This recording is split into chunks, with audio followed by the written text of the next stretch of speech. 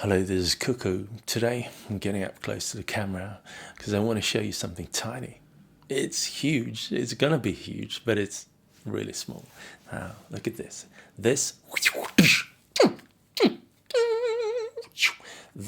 is the OPZ by Teenage Engineering. It's really small, as you can see. It doesn't even cover my beard. It's very small. And it's so slim as well. Now look at this. Yeah, I want to show you how it works in this video. But first, before we go into detail, just want to give you a brief overview. So at first, when you see this, you can see a lot of buttons and some colorful encoders up here. It might be a bit overwhelming at first. Like, how does it work? Why is there a screen? Many of you might be asking yourself. Well, you might be familiar with this. This is Teenage Engineering previous flagship product, and this is the new flagship product, and they're going to coexist as two flagship products of Teenage Engineering. Well, this has a gorgeous screen and is designed around the screen, so everything is presented really well on that screen. This doesn't have a screen, and it's got many powerful LED. It's got an LED interface. So if I'm turning it on like this is the volume knob and the power switch. We can instantly see that we get some LED interface going here. So the top row is the sequencer. The second row is the keyboard, like black and white keys. If you hold this button up here, P, as in project and pattern, we can see that the information shifts. This is the mixer buttons. This is the tempo and stuff. This is where you see the charge of the battery. Yeah, this is a shift button that has extra functionality. This is a pitch bend. Now you can see on the LED there that you get some additional information on the LEDs. So the LEDs is the screen for the most part, and this is really well thought through. So once you get used to it, you don't need the screen. Where the screen could be useful, you can use the little app here. So you press this little button and the little blue LED starts flashing, which means you can connect it to the app, currently on Apple phones and iPads. And what you can do in the app is to get additional sound engines onto the machine. You can also do visuals with the machine, with the app, and where it's helpful in the beginning with the app, I think, is to understand what these means. You see these little icons here. These are step components. In the sequencer, which is very rich and powerful and fun, you can per step enter as many of these as you want to kind of alter the playback style and to repeat and to do tricks on every trig, which is really fun and powerful. I'm going to show you in a bit, but that when you have the app, you get a brief explanation of every step component. But you can also use the little guide. Let me show you. On the back side of the guide, you can see an overview of all of those step components as well. So this is really helpful too. Cool. Yeah. Well, let's get going, shall we? I want to make some music. Okay, I'm going to show you how to do stuff. Let's do it.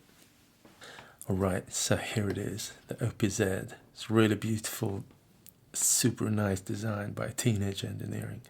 I really like how they've put it together. And look at this. It's so thin. Just putting a pencil there for comparison, it's slightly thicker than a regular pencil, and packing so much power. It's really incredible, really. And yeah, so I'd like to go, before I start demonstrating the actual synth, I've made some notes, mostly for myself actually, but I might as well show you. This is, yeah, there is a structure. There is a structure of this. And this is the OPZ structure. And if you see it here, let's put it there. This is good. Yeah, there is a structure here. It's like zones, user interface zones. Like there's a zone here. This row is one zone. Another zone is this black row. And this is a zone, like the lower part here. This, I'd say this is a zone. And this one is on the side. There's a mic here. These 4 buttons here, that's a zone. This is a zone. Like, and if you divide it up into zones, like user interface zones, then I think it'll be so helpful to understand the user interface, because it doesn't have a screen, but it has got a well thought through interface with lots of LEDs that show you what's going on. So I'm not using the app much because I know the synth very well, so I don't need the app. All the LEDs in all of the buttons are the screen, basically. So yeah, with that being said, let's go through. Yeah, there's one thing I just want to show you here before I take the iPad away. Projects and patterns. This is like a fundamental part of how you structure all the content of it. So I'm going to show you more in detail after I put the iPad away. But there are 10 projects, and each project has 16 patterns. One project could be seen as a song, but you can, depending on how many patterns you use for a song, perhaps you use like 6 or 7 patterns for a song, then you've got a lot of patterns left there. So you can bake in as much stuff as you want into a pattern, in a project. And the only limitation of a project is that one project shares the same BPM. So if you want 2 songs with 2 different BPMs, it's better to have them in 2 separate projects. Otherwise, every pattern can have vastly different settings. So so lots of memory. So that equals up to 160 patterns in total. Every pattern has mute groups, so you can store different mute states basically into groups. It's got 10 groups, 10 mute groups per pattern. So every specific pattern can have like a different array of mutes remembered. Okay, and this is really cool. 14 chains per pattern. Sorry, no, that's wrong. It's per. I'm going to delete that. Project. 14 chains per project. This is really powerful. It's very simple to set up a chain, which essentially becomes a song, like a song mode. And you can have 14 chains in every project. This is super powerful and very easy to set up. I really dig it. I just wanted to show you this before we get going, to have this in the back of your head. So off you go, little iPad, and there we go. So first of all, let's connect it. Where's the audio? There it is. So let's connect it here. Turn it on like so. So as you can see, this yellow thing here on the side, this is where you turn it on. This is the volume, master volume, and the power switch. So there it's on. I'm just going to make some sound. There we go.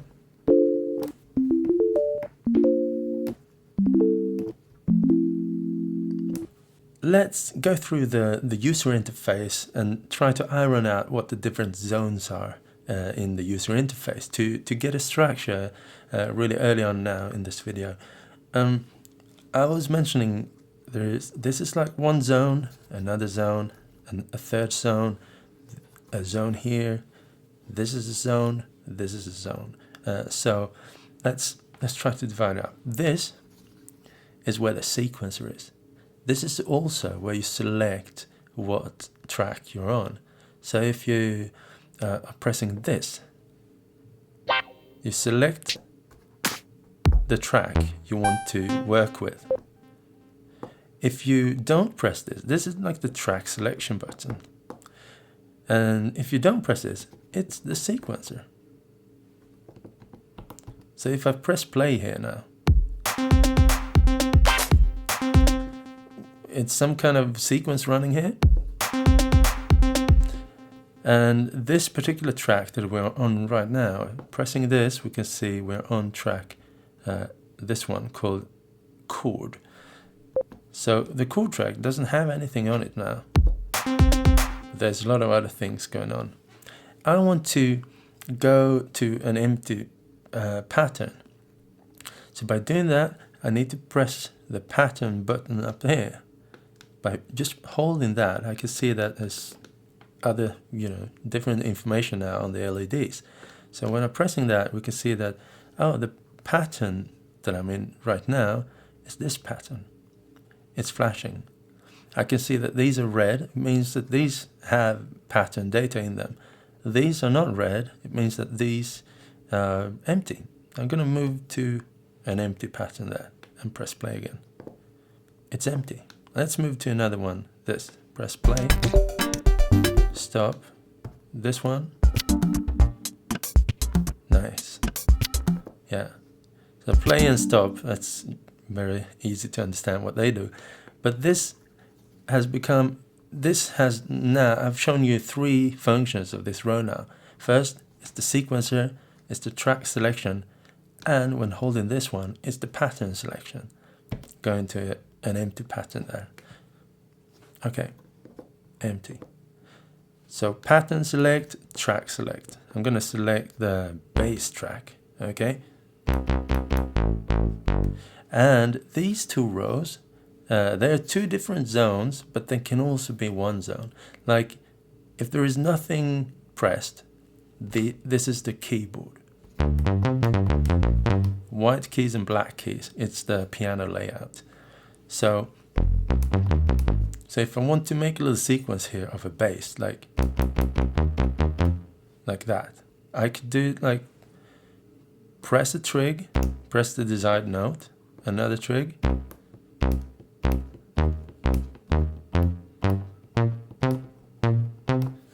okay, let's press play. How about that? If I want to empty this, which is often the case when you're doing stuff and then, I don't like it, I want to empty it, start from scratch. Press track and hold stop. This is called a power feature where you make it a little shortcut to access really good functionalities. Hold track and press stop.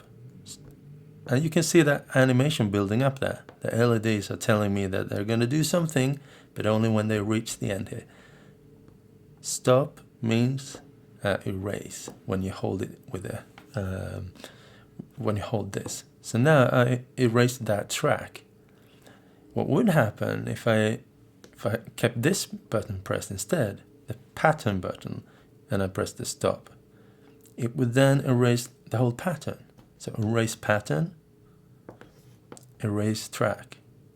It might be a bit strange to start here, but I just mention stuff as it pops up. Okay, I'm going to show you a different way of making a sequence. Now the first way we made it now, we selected a track, we pressed a trig, pressed the desired note. By holding down a trig, you can review the note. By keeping it pressed, you can even hear it, but you can see the note. And by pressing it swiftly, you turn it off and on. So if I turn them on and turn them off individually like that. Another way of building a track is to keep record. Like you can press record and you can see that something is flashing here.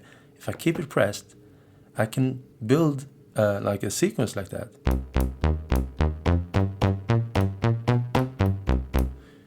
So it was, going through the sequence there and building a little track.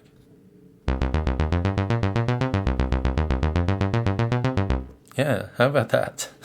I'm going to empty that. So there we go. Okay, we can hear this bass track now. So let's head into this zone of the user interface. These are the parameters. It's the encoders, the disks. There are 4 of them: green, blue, yellow, and red. By twisting one of them,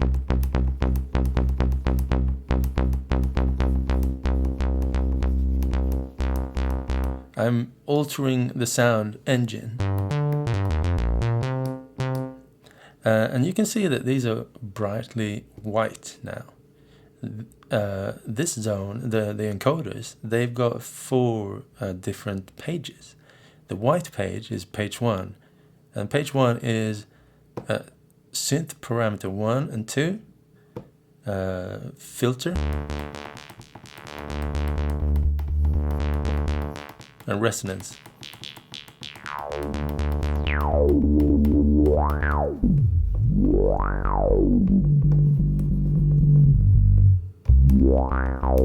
Yeah, it's pretty wild actually. As you can hear, when I go to the left, it's like cut off, low pass. When I go to the right, it's high pass.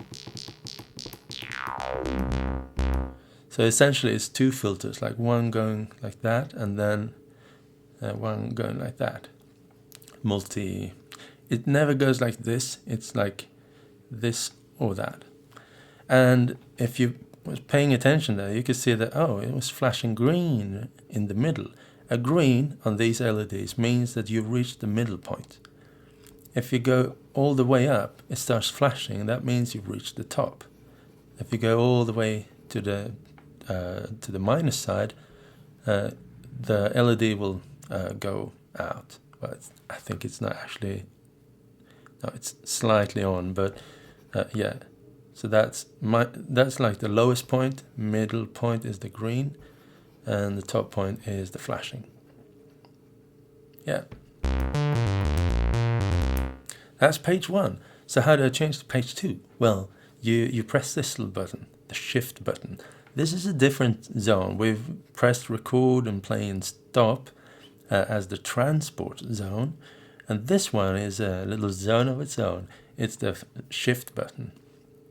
Just by pressing shift, there's actually a function to that. So pressing shift will shift this into green, and if you was paying attention, you also notice that this flashed 3, 4, 1, 2, 3, 4.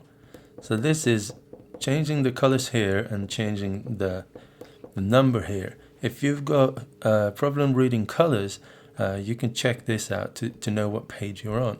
I can see the colors quite clearly, so for me, I can read the color and I know exactly now what page I'm on, because I've grown so used to the colors after beta testing this unit for a long time. And so white is page 1, synth parameters 1 and 2. These are macros. It's not like a big open synth engine. It's a macro for that particular engine. Filter and resonance. Page 2 is the envelope. And for most of the synths, this is a straight up attack, decay, sustain, release type of envelope.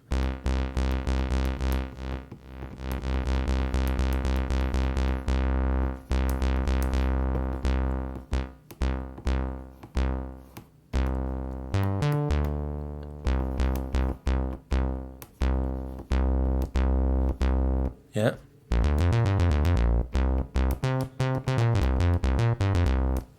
And this is the octave. And you can see there as well, you can see a number shifting here to indicate what octave you're on. The next page is the purple one. Purple is the LFO. So we've got an LFO that is something that is a value that is constantly shifting in a nice way. Like a sine wave or a triangle or stuff. And this value could be sent to different parameters in the synth engine. For instance, this one, the first one, is the depth. This is the speed.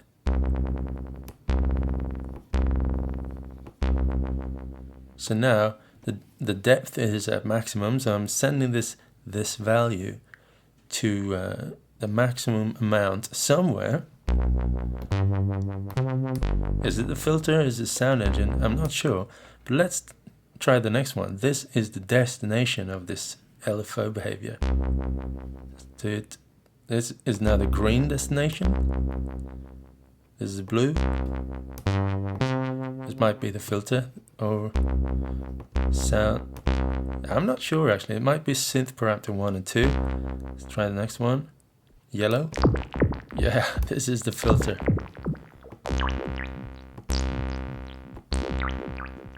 Okay, the next one is red. Might be the resonance, perhaps. The blue, the second blue or cyan, is, as you can hear, stereo panning. And then white is tremolo, like master volume.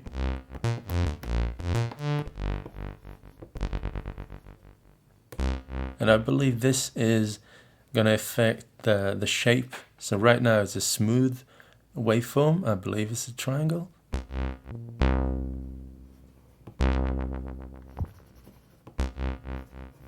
Sine, square, triangle. I'm not sure actually, but you can see it's going from something smooth to more and more square, and then to something rather smooth again. So this could be nice with the stereo panning. Maybe more subtle. Okay, the next page of these parameters is page number 4, the yellow page. This is the master page. Effects and 1, effects and 2, and panning and volume. So we can see just by looking at the intensity of these LEDs, we can see that this one is sending something to the second effect. And I could guess that it's a reverb because this sound has a reverb on it. So let's dial that down. Indeed, there was a reverb, so now it's totally dry.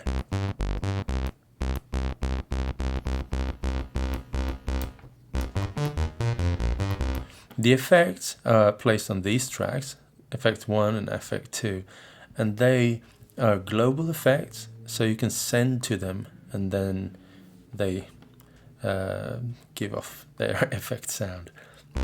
So there's not one effect per track, but individual sends to these effects.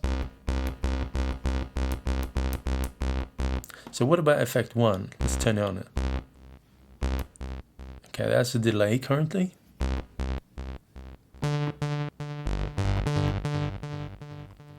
Yeah. So those are the tracks, or the track parameters that you can set. Page 1, page 2, 3, and 4. Synth engine and filter, envelope, and LFO, and the master stuff. Yeah, volume.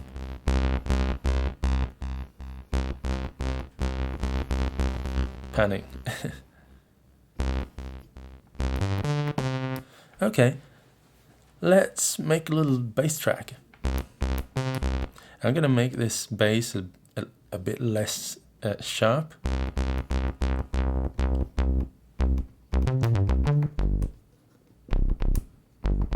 You know, it's actually pretty bassy.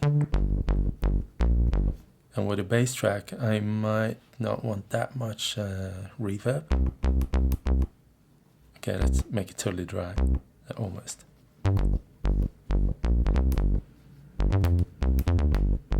Okay, let's make something. And you could live record, and you can make sequences just like we did before. Let's turn on the metronome, shall we? We can see a metronome here. I'm gonna press it, and this is the level of the metronome. This is the type of the metronome. 1, 2, 3, 4. Swedish, English, German, it's Japanese.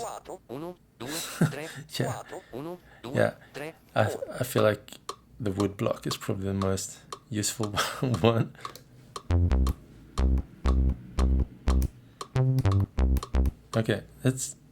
Okay, another way of recording something is to press rec and play, and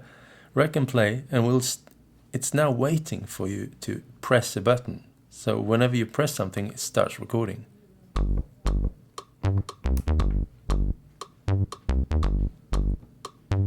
I didn't like this, I'm gonna change it. And now we're dealing with timing. My timing might not have been perfect, and we can actually review. We could review my timing by just pressing and holding, and we can see a little purple dot there on the right side. It's indicating that I was a bit late. If I want to nudge it back, I could press minus to make it's flashing slower and slower, and eventually it stops flashing, and that means I'm right in the middle, right on time. If I hold and continue, I could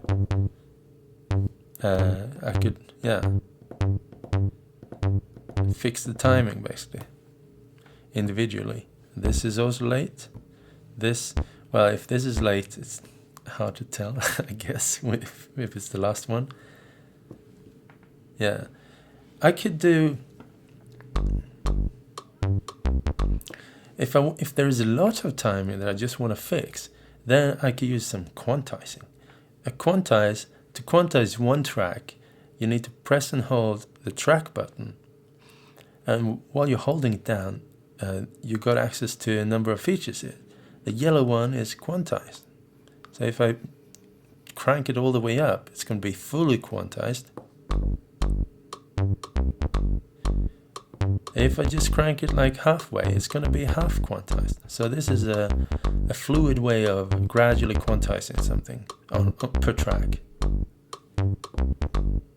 So if I were to go to, say, the hi-hat track, let's go there.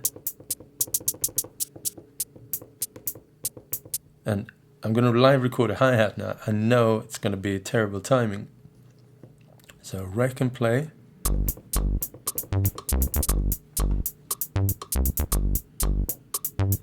Yeah, not the best timing in the world. I'm going to press and hold this one and raise the quantize. It's now fully quantized. Now, as you can hear, also to the metronome. By the way, there is swing, and I believe you press and hold. This is a global setting. You press and hold this metronome button, and I believe, which one is it? Is it this? Let's see. Yeah, this is the swing. So now it's fully swinged, as you can hear. If we go to the middle point, the green, there is no swing. And now it's negative swing, which is a bit strange. So let's apply just a tad of swing. Yeah, okay, a tad of swing there. Cool.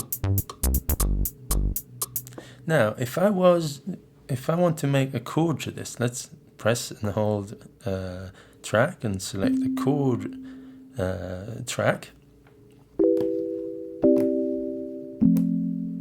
Okay. Okay, let's record it. Let's press rec and play.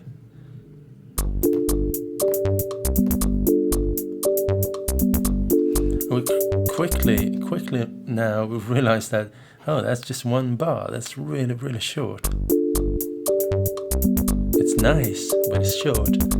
So if I want to make one of the tracks longer than the other tracks, let's erase these. There's another setting here. If you hold track, you get different settings here.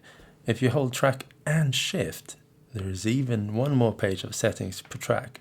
So track and shift first of all, you can select the length of that track. So it doesn't have to be the full 16. It could be like 14 or 13. Let's keep it full now.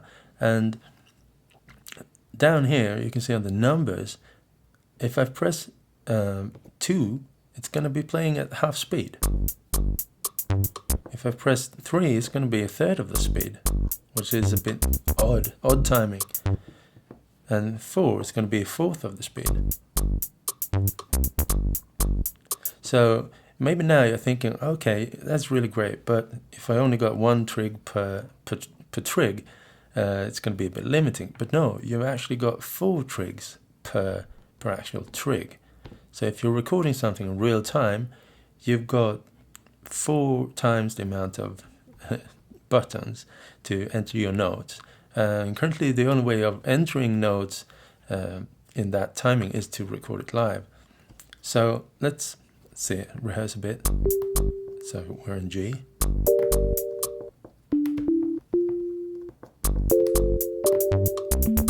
Okay, let's do something. Record and play and...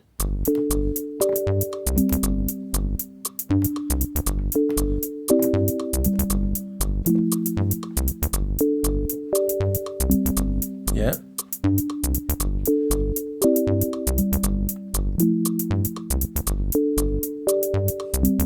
So if I was going to play a succession of notes really quickly, let's say here, we would still see them as like one.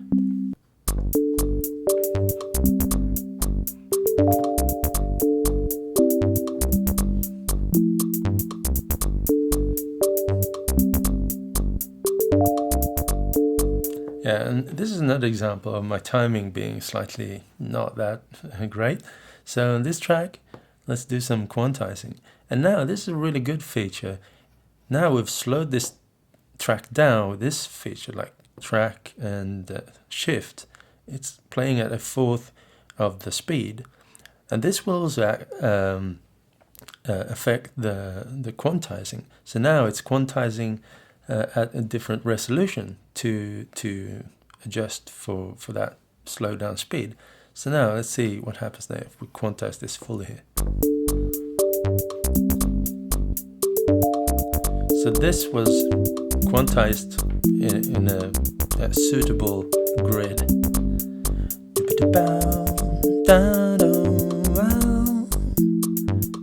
Okay, let's turn off the click now. We don't need it. It's served its purpose. Okay, so one thing you might be wondering now, how are you selecting the sounds? Very good question. Thanks for asking. I've just been picking the sounds that happen to be on the tracks now. Let's select a kick drum here. So track and kick. You might have noticed that when I keep and hold the track button, you can see these flashing. Not only do you know what track you're on, but down here you can also see what sound plug is being used, and also how many sound plugs are available on that particular track. So every soundtrack or every track has the potential to holding 10 different sound engines and also 14 different presets. So let's go to another track, like the kick track here. We can see that now there's the kick track sound plug number 1. It sounds like this. Like a nice selection of boomy, cool kicks. Second one, a bit different. Third one, which is mine, by the way. The third is, of all of these sample tracks, the third one is produced by me. It sounds not as perfect as the other ones, which has this professional dance floor sound, but let's say mine are more alternative cuckoo sounds, I guess.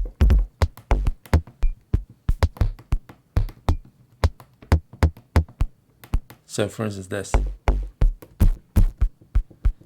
kind of a nice little thud there. Okay, let's create some kicks there.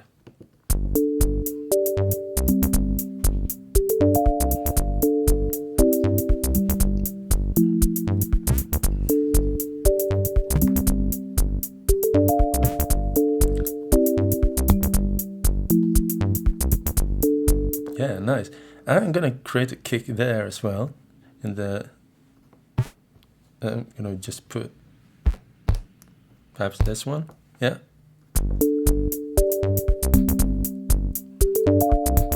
I want to let this one to be random and see what happens. So I'm going to introduce something else now. You see these little icons here down on the white zone here. They're called step components. Every icon there means something. So the idea behind them is that on this timeline, you can create trigs that create special rules per trig, and you can stack them. So you can create, I'm not sure there's a limit actually. Perhaps you can just stack as many as you want on every trig, and it'll be really odd. So this one, I want this to be random. I happen to know that this particular one is random. This might be a bit difficult at first to kind of decipher what these are, but there is a manual,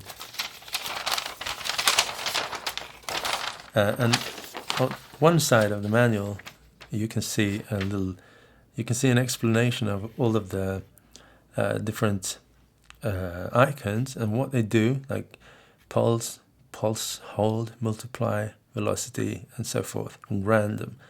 Yeah, and these are the different values that they can have. I'm going to show you how it works now. So this one, I want this to be random. So I'm going to press and hold Shift, press on the timeline, on this desired trig, where you want a specific step component.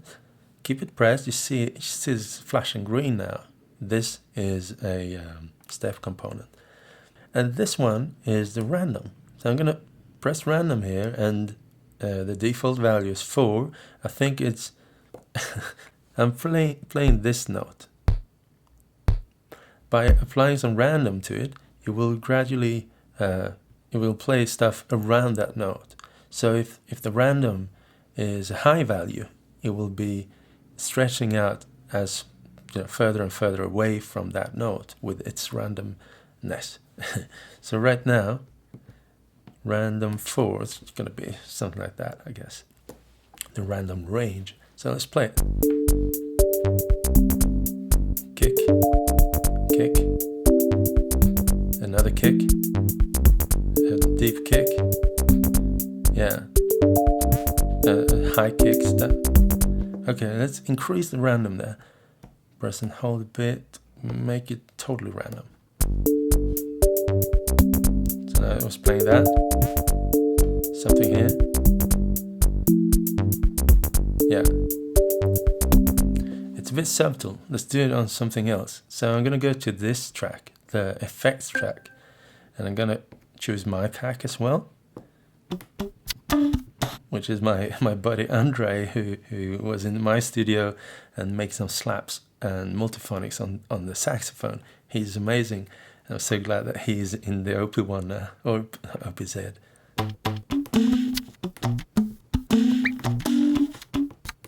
Okay, so I'm going to make another random inquiry here. Okay.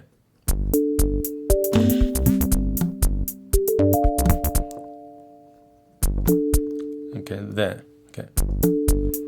Let's create a random stuff there. So random maximum. That was low. Boom. Short one. Short one.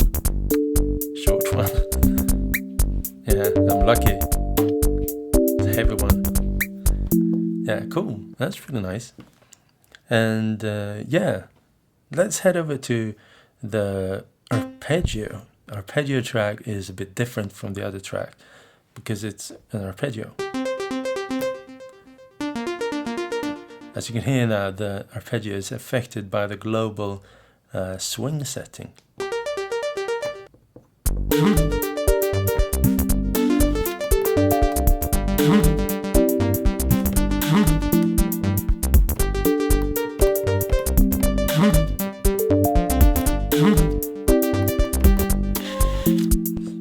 I'm gonna go to that effects track and turn it down a bit. Yellow track, turn it down a bit. Add some reverb. maybe even cut a filter to bring it to the background. Okay, back to the arpeggio track.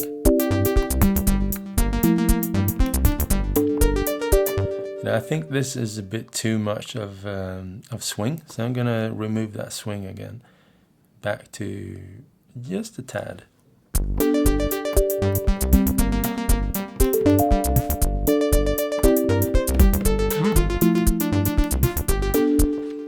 Okay, one thing that's different on the arpeggio track is that the thing that is usually the purple track is now a blue track, and the blue track, or the page, parameter page 3, is the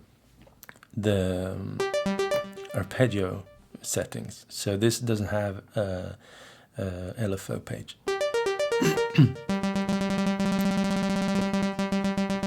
So speed, playback rate,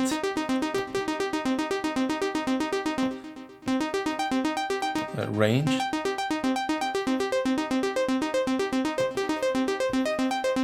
this is range. Yeah, so you can mess around with these to affect the way the arpeggio behaves.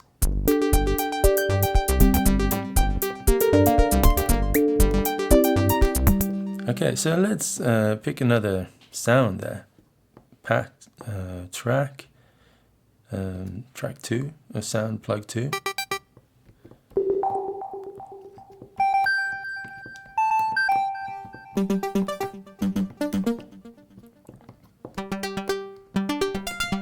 Yeah, perhaps a string. Oh, let's keep watching. This is actually a sound that I imported from the OP1. I want to mention this because on the OP1, let's turn it on here. On the OP1, there is 2 sampler formats. One is the synth sampler and one is the drum kit sampler. Both of these formats are supported on the OPZ. Sort of limited. I mean, they will play just exactly as on the OP1, but they won't use the OP1 effects and OP1 LFO. So if you create this sound here and you like it, take it out on the computer, put it on the OP1, OPZ, OP1, OPZ, OP1, OPZ. Okay, and it will play just like that. So that's really good to know. Yeah, just wanted to mention that. So this sound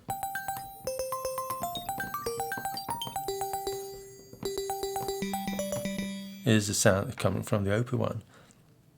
Let's see. Yeah, let's.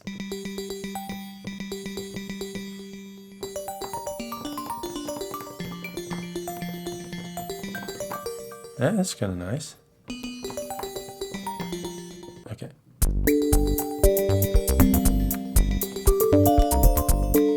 Okay, I definitely want to play this slower, so I'm gonna press track and shift and 4 to slow it down.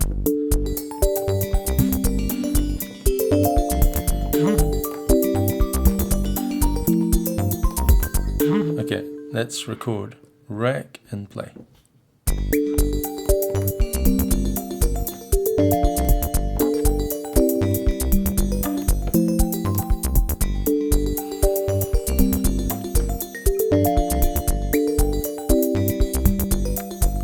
Like that. I'll change it.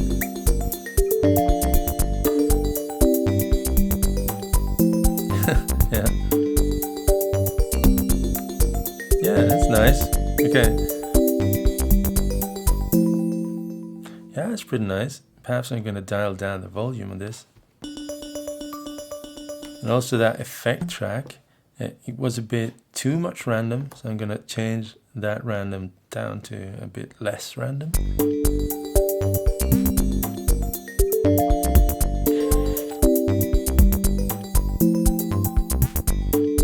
Okay, I'm going to go to snare track, select my own snare track.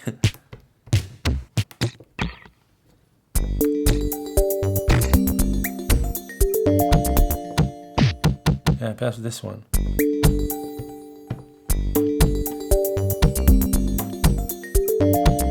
Add some reverb. Bring down the master of that track.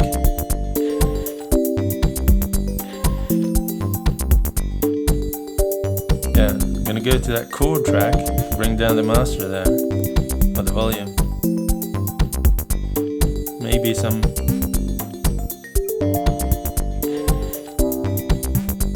distortion in there.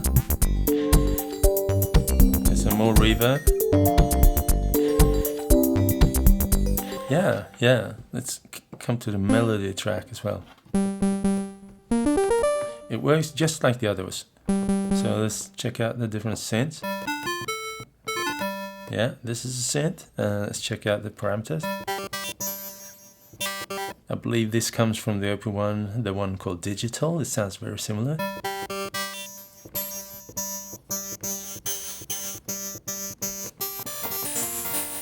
Yeah, so some of the sounds, they sort of come from the open one, and then they've been changed a bit to fit this 2-parameter input as thing.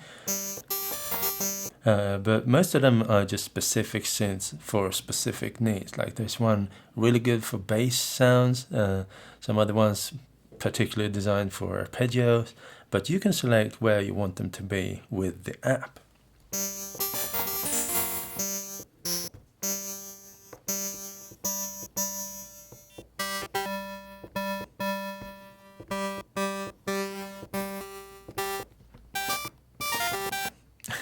Okay.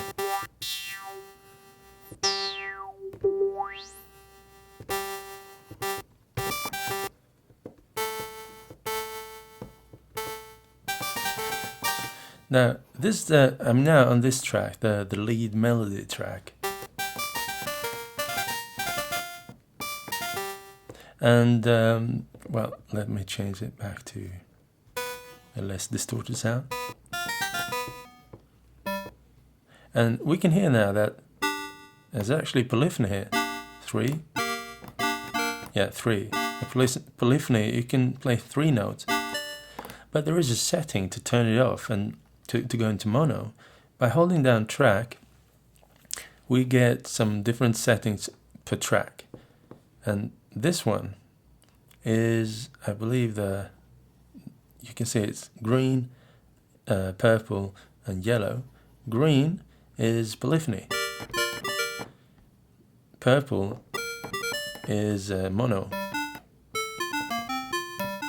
Yeah, and the next one is yellow, which is continuous mono. I'm going to turn on the like that. And the third one we're holding down track is, or the fourth one, this one, is the portamento. Yeah, so let's fiddle around and add some reverb or delay.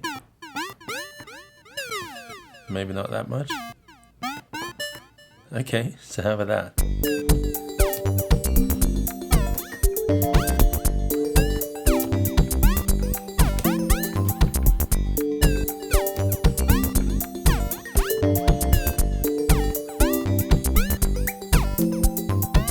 Yeah, very nice. And you can freestyle. Let's turn the tempo really slowly here and rec and play.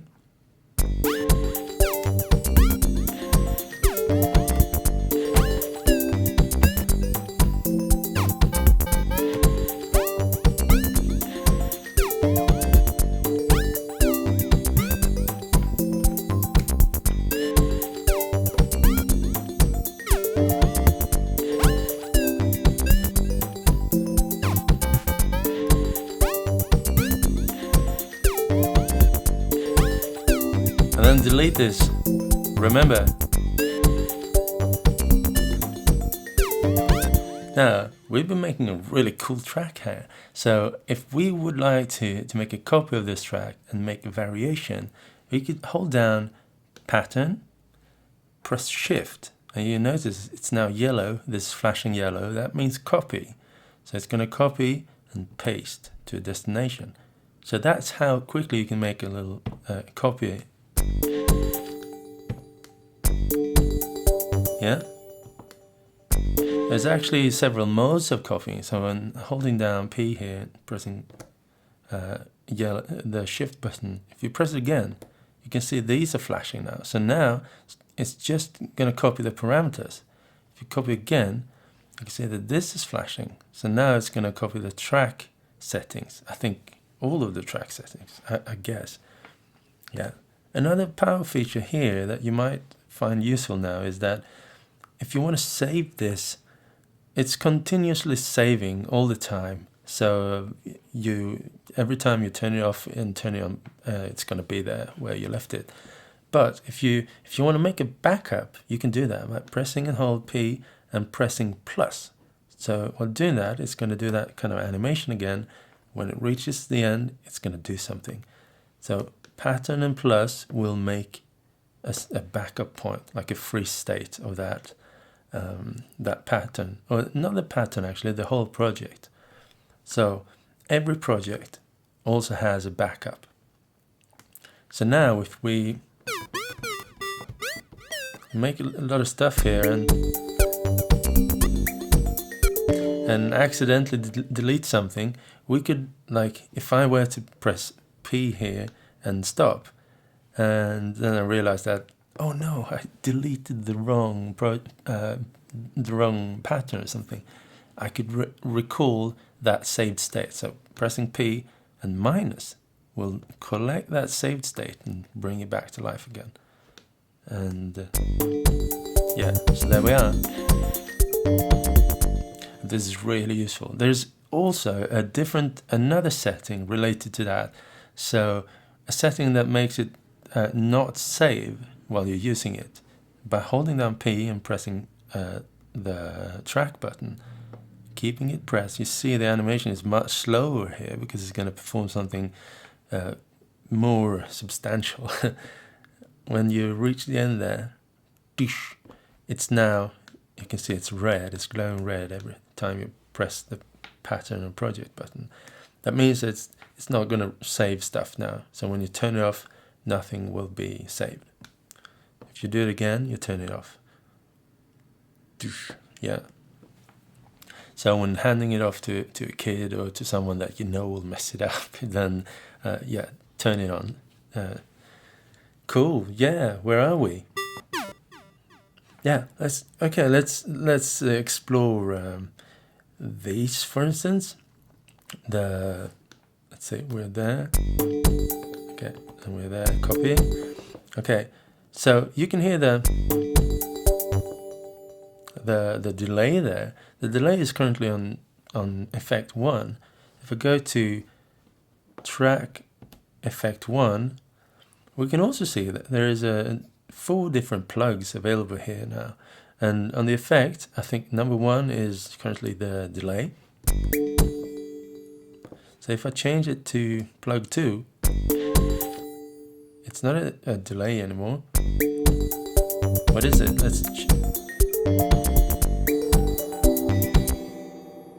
Ooh, some sort of... Yeah, it sounds like a spring reverb or something. Let's try number 3. I don't hear it. Ooh, nice.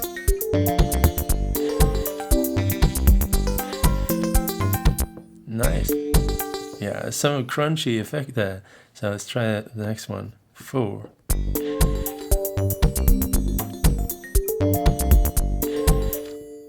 You know, okay, I've now set it to maximum here. Let's go to a track to, let's say, and turn on effect send 1. Maximum. Yeah. Yeah, it's a bit crusher. So let's record that.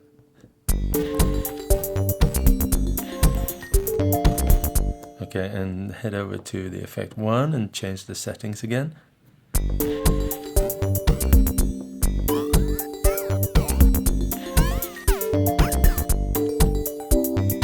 Okay, let's just hear only that track now.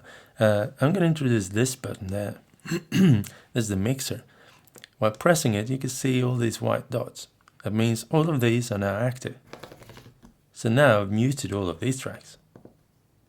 I'm going to unmute this one. We can clearly hear what's going on. Okay.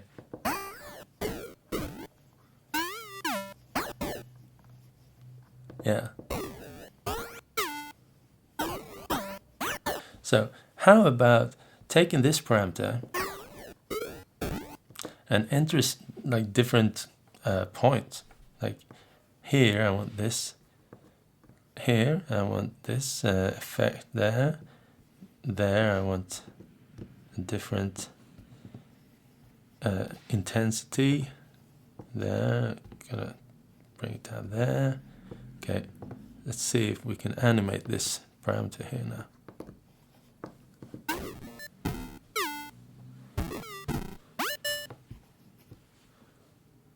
Yeah. That's intense. That's intense. Let's see. I'm going to go back to this and also add some more reverb, which is an effect too. Okay, let's unmute everything again.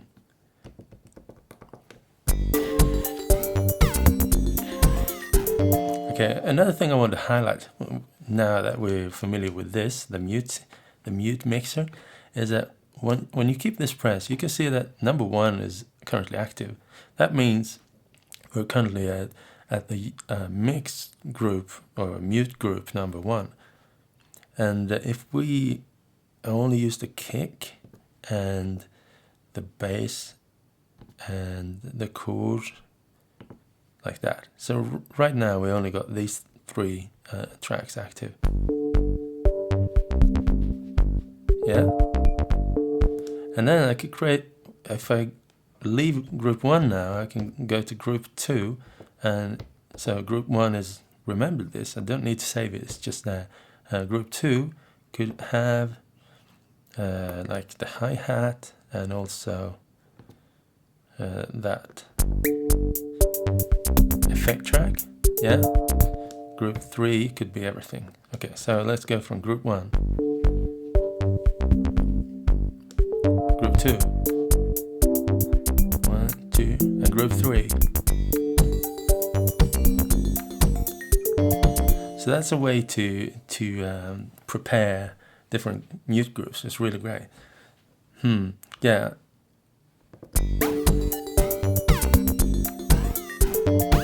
Yeah. Another of these tracks that I particularly like to fiddle around with is the tape. Let's go there. Track and tape. The tape is a sound buffer that is continuously filled with the music as it's playing. So if you're playing a really long track, I don't think the sound buffer is long enough to cover everything, but it's covering like 1 bar or so. I think 1, well, maybe 2 bars, I'm not sure. And this buffer can be reached into and played back. And then the keyboard becomes the playback. Like when pressing the keyboard, you select a different range in the sound buffer to play back. Now, check this out. So I'm on the tape track now, pressing play. So now I'm playing back this segment of the sound buffer. So you can see this line now as a representation of the whole sound buffer. This being the end, this being the beginning.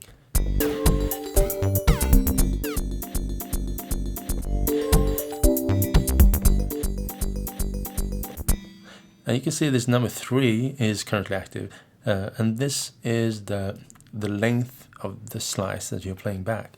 So if it's 1, it's going to be really short.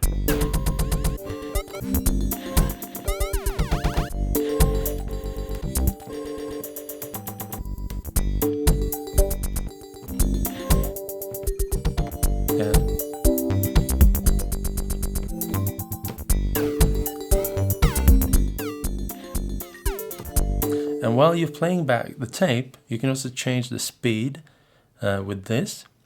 This will change the playback speed of the tape and make it really fast, really quick. So big changes here. This one will change it gradually, and green is normal speed. So let's check this out.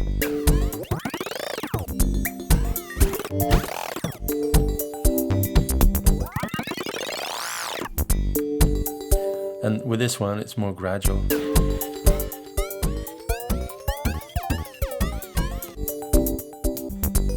And this can also be sequenced. So let's change the playback speed of this track to half tempo,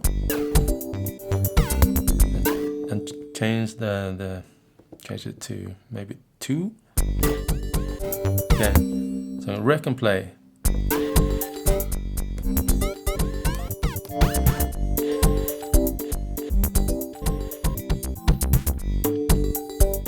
And now I could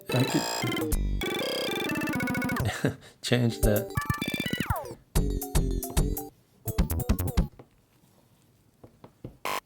Okay.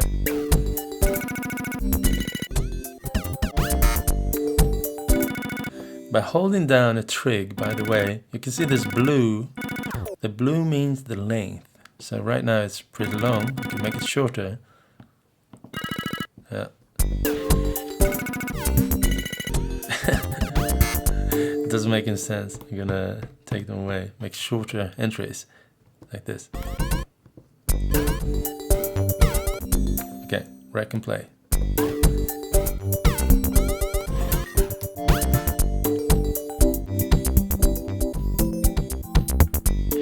Yeah, so I like to fiddle around with this live a lot. And another thing that's active on the tape track is the pitch bend. Yeah, we haven't talked about the pitch bend. It's right here. So the pitch bend, if you press it, the level of pressure is gonna dictate how slow, how fast, like the speed of decrease in time.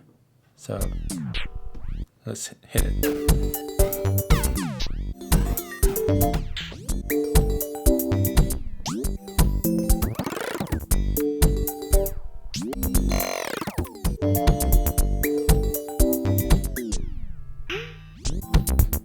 So basically it's trying to capture the exact moment where I activate this and slow the tape down, basically. Yeah. Another thing I want to show is something on the next track here. The master track, I think. Right, you know, that distortion there is a bit crazy, and this distortion is coming from effect number 1, just to make sure that it's not accidentally cracking up here. But on this master track,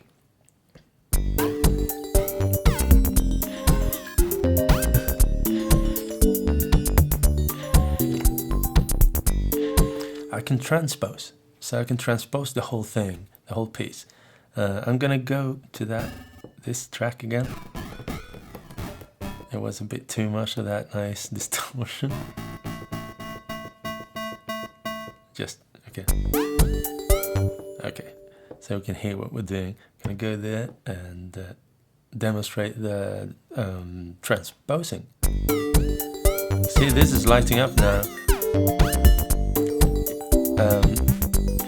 The OPZ has kind of analyzed the sounds and the music on the tracks now, essentially starting out with the bass to figure out what key it is, and I think reaching into the different tracks and seeing what notes are being played and trying to analyze what chords it's playing.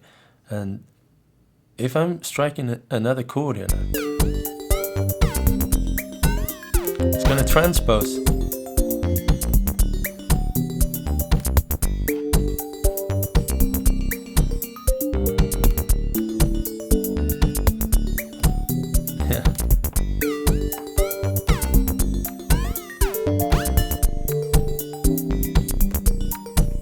So that's where you can sequence that too. I mean, if you're playing more monotonous sounds, it's easier to do stuff like this, but now I'm kind of all over it, so it'll be a little bit strange sometimes.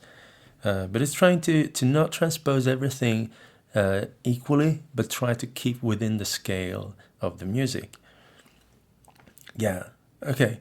Also on the master track here, while you're keeping this shift button pressed, you can see yellow dots here, and this will dictate which tracks you want to be affected by that transpose. So if I don't want the bass to be affected, I could keep the bass in its original key, and transpose everything else. And basically, by default, the sample tracks are not, like the percussive samples are not transposed. But if I turn on that, it's surprising. It's pretty cool, but it's a bit unpredictable because it's not transposing the pitch of those tracks, it's transposing the notes. So if you're using one particular snare drum, it's going to be transposed to another snare drum. So that could be cool, but it's also a bit unpredictable, just so you know. Yeah, this is nice. Okay, another thing on the master track is the filter.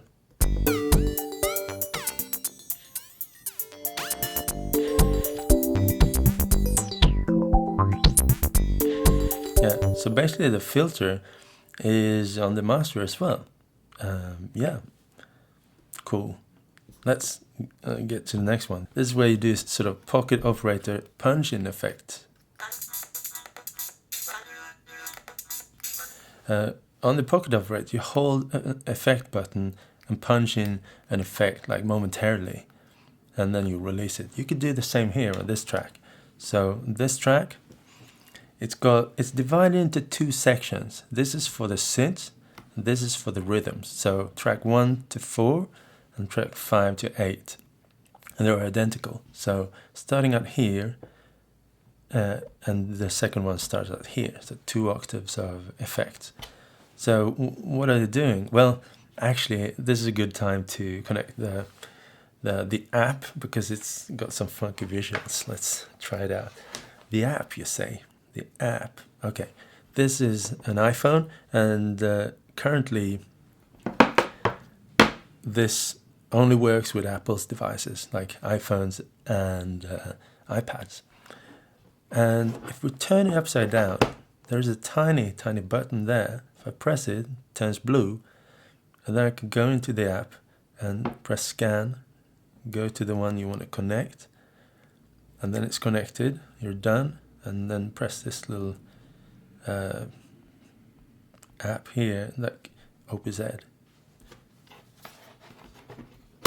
Well, I could just show you, like, whatever track you select, it's going to bring up the settings or an interface for that track, like tape. The tape looks like that, and the effects, they don't look like much, but this is where you can select. You can actually touch this one to enter values, like that. And all of these tracks, they look the same. It's the same interface on all of those currently. And if we go to the track that I wanted to showcase, the performance track, if I now press this, duck, yeah, so this,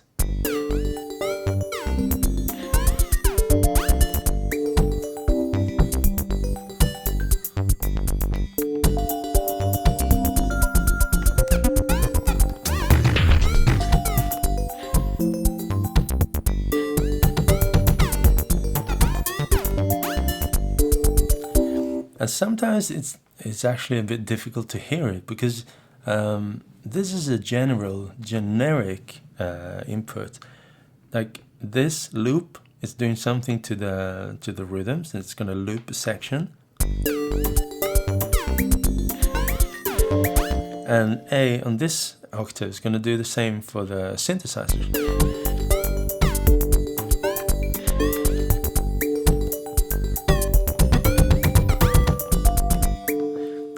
And some of them are a bit tricky to hear what they're actually doing, and then the next time you try it in a different song, it sounds much more pronounced, and that's because they are doing stuff to the tracks that might be very obvious in some sort of sounds, and then it's some other sounds it's perhaps not that obvious.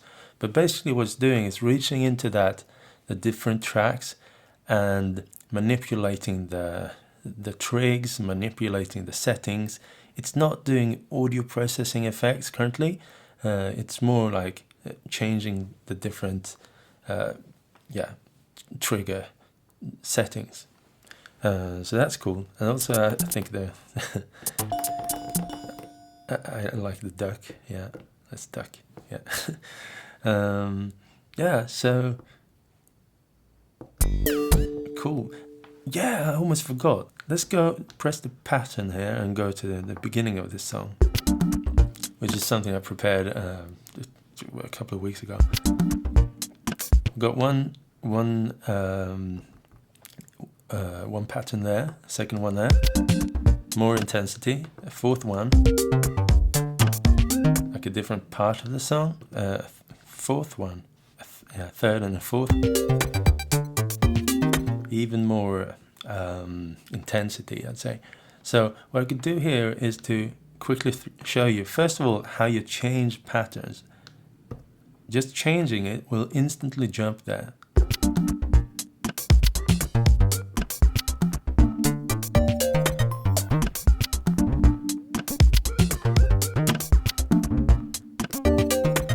As you can hear, it's instantly jumping straight there, and it's trying to be exactly within the same place. Like if the pattern is reached this point and I'm changing to another pattern, the next pattern will be at that point and continue. But since you have the power to create different length and timing per track, it might sometimes be a bit surprising, because another pattern might have totally different lengths of the patterns. So jumping there midways could cause the independent playhead's position to be at a surprising place, and this is just the way it is, because in order to be at the correct playhead place per track, you need to be on the track and start from the beginning on that pattern. I hope you follow me now. But basically, it allows for doing something a bit unexpected and cool and messy, which is cool. But then if you want to do it more controlled, you can press play, press pattern and play. And whenever this is flashing and you change to another pattern, it's going to play till the end and then change. So press a pattern like that to instantly change. Press play first and then the destination pattern to play to the end before it plays it. Basically cue it up. So let's try that here. I'm going to start there. I'm going to cue up this pattern. So this has a long 1, 2, 3 and yeah. So one of the tracks there in this pattern is actually much longer. It's going to wait for the longest track to finish, I believe, and then change. And this also impacts how you want to create songs. So if I go into this mode, press pattern, the P button and play, it's flashing now, I can start building up a chain. So this first, then this, then this, then this, and then this a couple of times. And you can see in the app that I'm making a list here.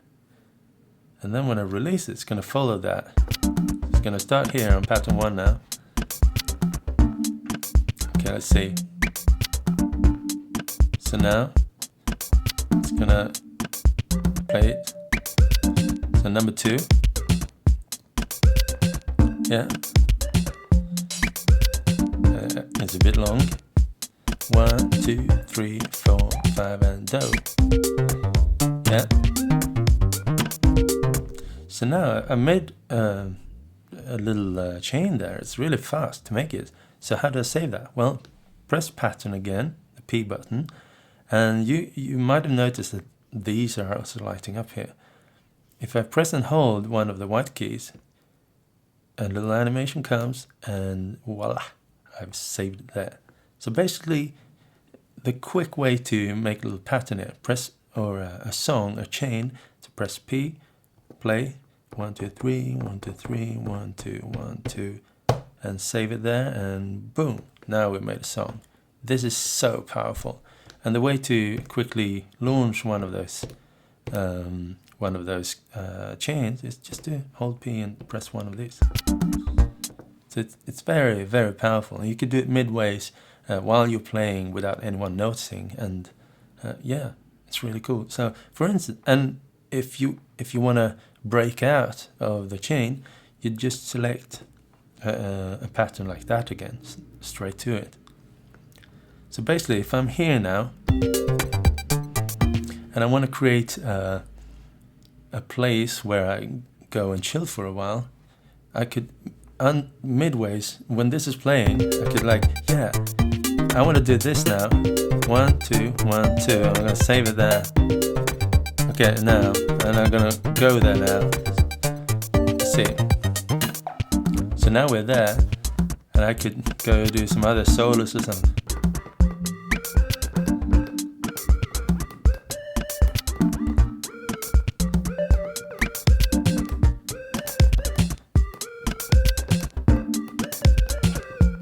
And then now I could do that again. I could do these two again and save it here.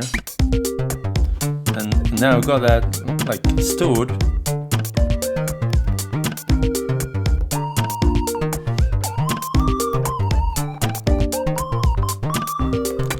I could go to the tape machine.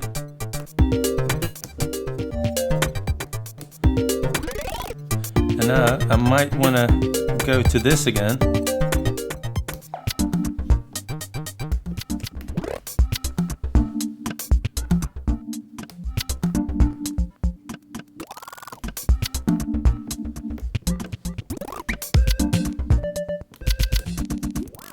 And after this, I want to go to that high energy pattern again.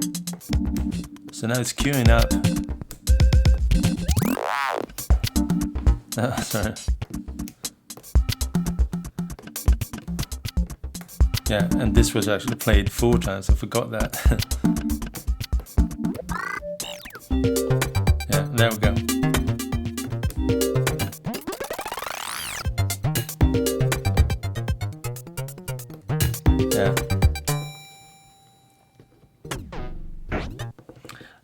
Yeah, there you go. I could keep going and going, but yeah, I think we'll leave it about here. I'm gonna create more stuff in the future, and specifically when the modules come out. Yeah, what are the modules? On the back here, you can see these.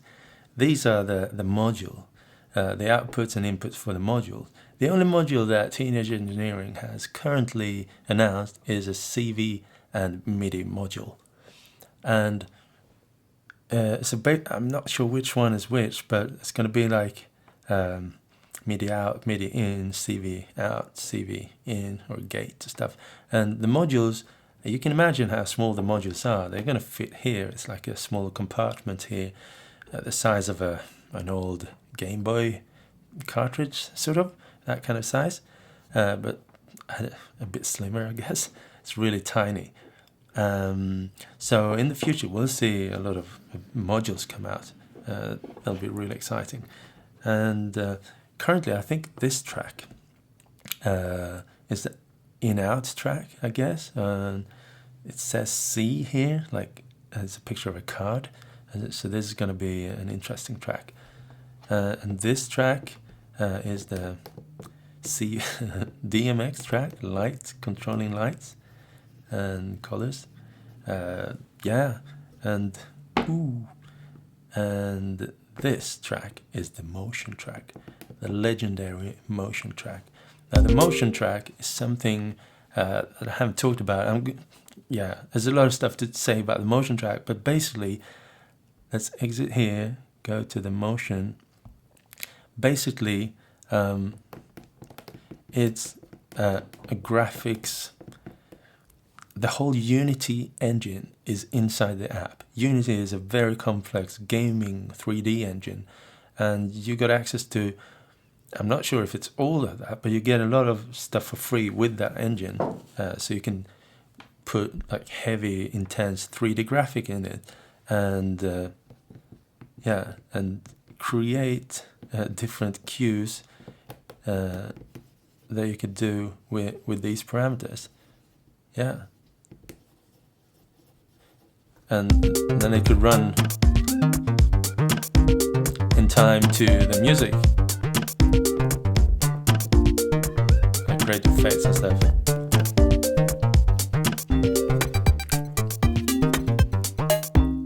I think in the end, I'm hoping that more and more people are going to create their own custom graphics.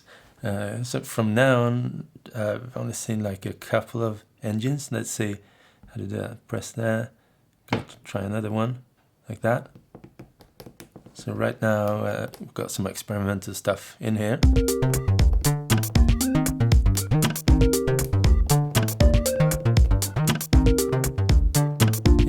Yeah, fast.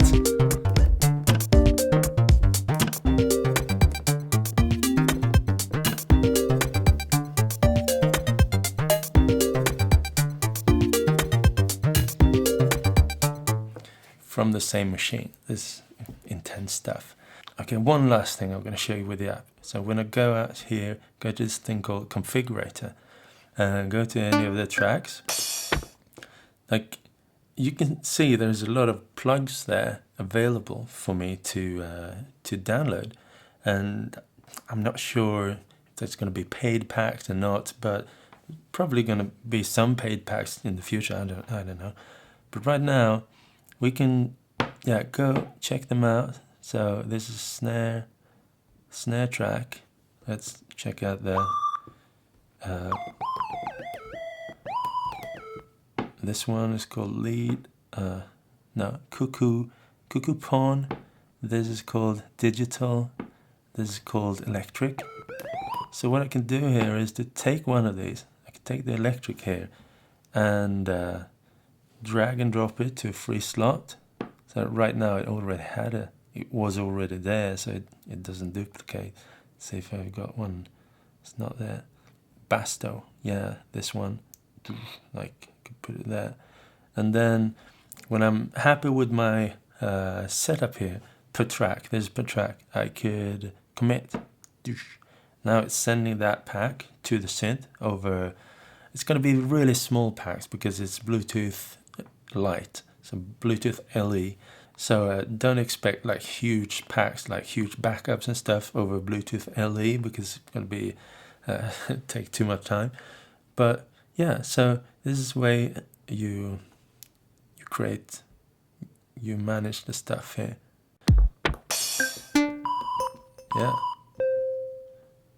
Yeah, this is all cool. Yeah, that's basically what I wanted to show for this first video of the OPZ. What do you think? I think it's absolutely brilliant, to be honest.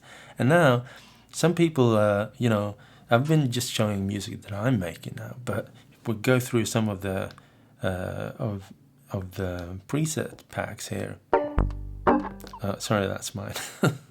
Like this one, number 4. Intense drum and bass. Let's go to another pattern there. Oh, sorry.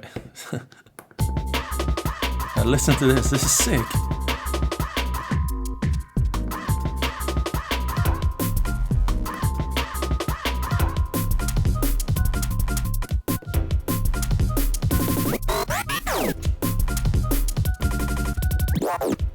So you can do stuff that's, it doesn't need to sound like cuckoo just because you have an OPZ. It sounds like cuckoo because I'm doing the music. It's going to sound like you when you're making the music. So don't rest assured, it's going to be taking care of your style to it. Yeah, Cool. OPZ is finally out. It's going to ship in a few weeks, I think, from making this in early October 2018. Finally, they've sold out the first batch and they're going out into customers' hands really, really soon. Yeah, it's been a pleasure taking part in the beta testing, and I'm so proud of what the team has accomplished. And yeah, especially a big applause to Jonas, who's the lead developer of this machine. He is just amazing, and the amount of work that he's put into this, and all of the team. But I think Jonas, you've done something really remarkable, and yeah, I think this will live on forever. Yeah, cool. Well, if you like my channel, please, like and subscribe and do all that stuff. I rarely tell people to like and subscribe, but I've been told that it's actually helping the algorithm to find my videos and stuff, recommend them to relevant people. So don't be shy to hit a thumbs up or to like and subscribe and stuff. And also, if you like what I'm doing with my tutorials and my different videos in like going to Super Booth, to the NAMM show, talking to industry people and interviewing them about their work with synthesizers, there's a way to support my work, and it's through Patreon.